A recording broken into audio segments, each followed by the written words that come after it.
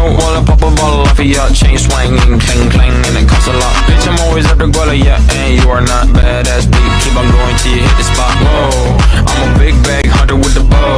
She got a big bed, never drop it low. Mama called me and she happy with the grow. Never ever fall for a party that's Assalamualaikum warahmatullahi wabarakatuh.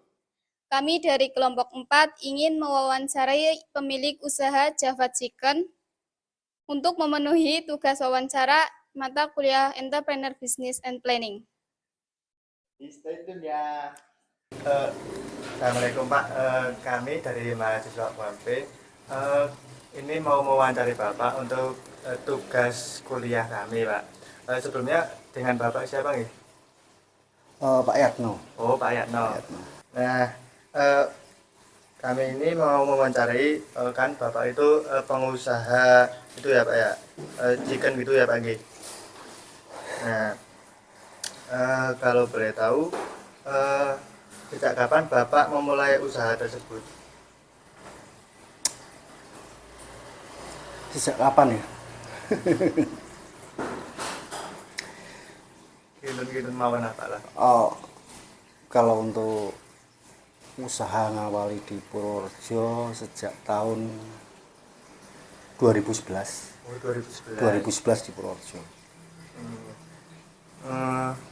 Terus modal yang Bapak buat usaha itu dari modal sendiri atau modal bagaimana Pak? Dari mana itu? Modal untuk membuka usaha itu?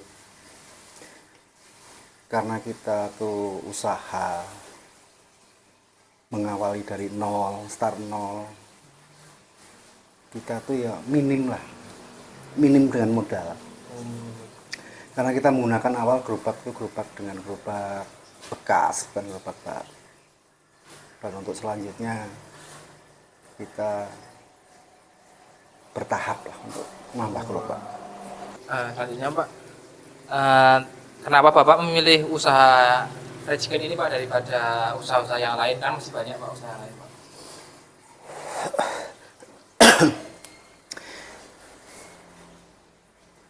Untuk penilaian orang awam di luar sana kan banyak kan istilahnya, kuliner banyak sekali.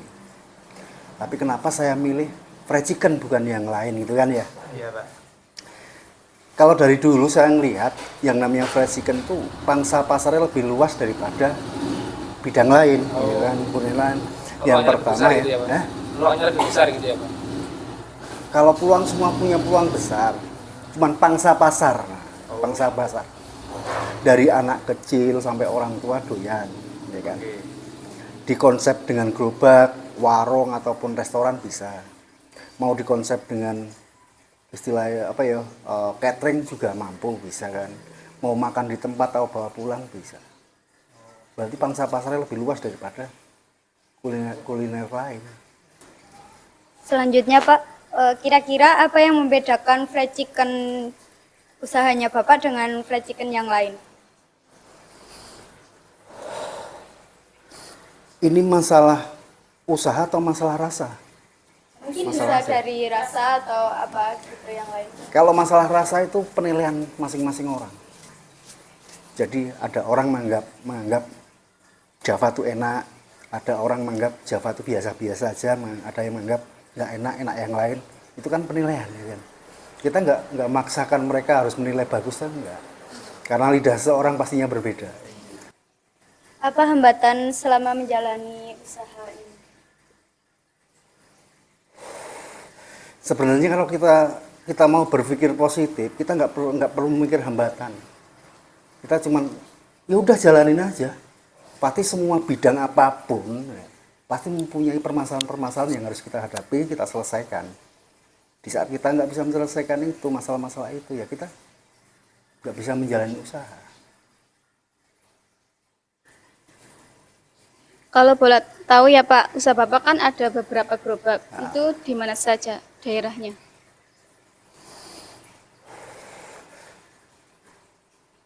Kalau disebutin semua tuh banyak. Banyak ya Pak? Banyak berarti. Banyak. Kalau grup di Java Chicken tuh sekitar 60 gerobak tuh ada sebenarnya. Itu di Purworejo semua. Enggak, ada yang di luar kota. Oh, ada yang Di luar kota.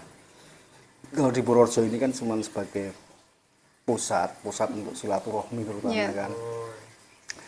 Bukan pusat kegiatan, bukan pusat silaturahmi lah. Pusat sharing, pusat kita mengadakan ya obrolan santai di rumah. Karena memang kekuatan usaha itu yang paling kuat itu bukan masalah orang itu pinter, orang itu pandai atau orang itu backgroundnya orang kaya, bukan. Karena kita sering mengadakan pertemuan, sering mengadakan sharing yang pada akhirnya mereka terinspirasi untuk melakukan. Bukan karena backgroundnya kita udah kaya, bukan karena backgroundnya kita pinter menjadikan usaha ini jalan, bukan itu. Itu karena pembentukan karakter. Jadi karakter itu dibentuk atas perilaku, atas pola pikir.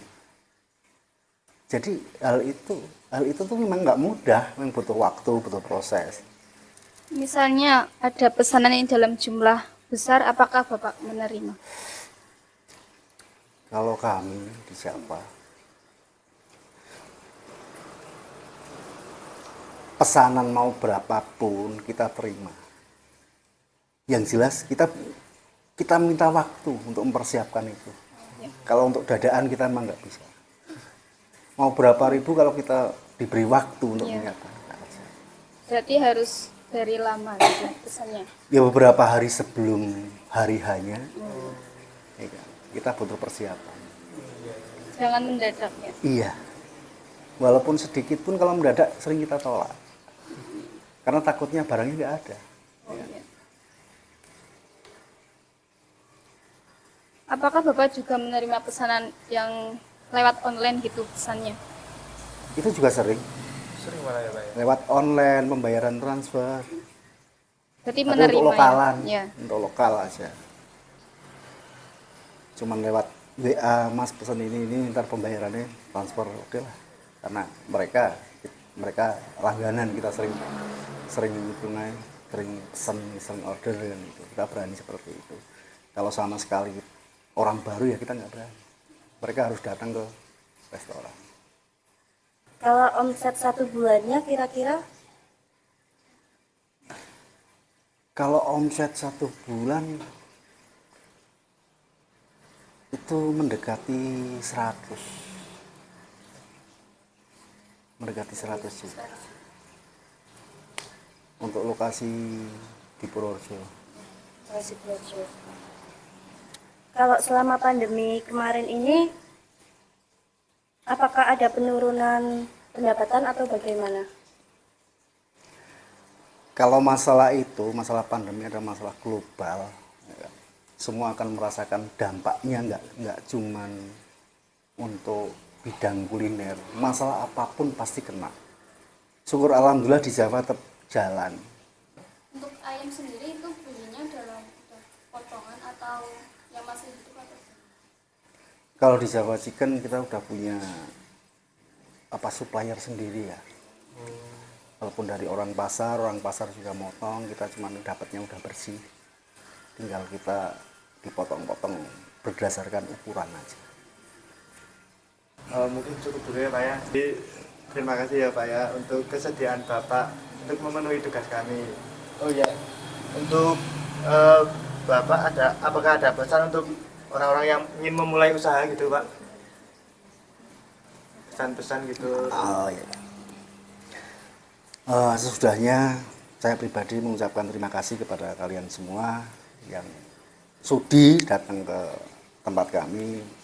Yang pertama karena untuk silaturahmi. Iya. Kalau pesan dari kami untuk orang-orang yang mau mulai usaha, kami cuma berpesan lebih baik belajar dulu. Belajar itu bisa dari buku, bisa dari kita mendengar orang lain, bisa dengan praktek langsung, mengikuti orang, seperti itu. Banyak cara belajar untuk usaha.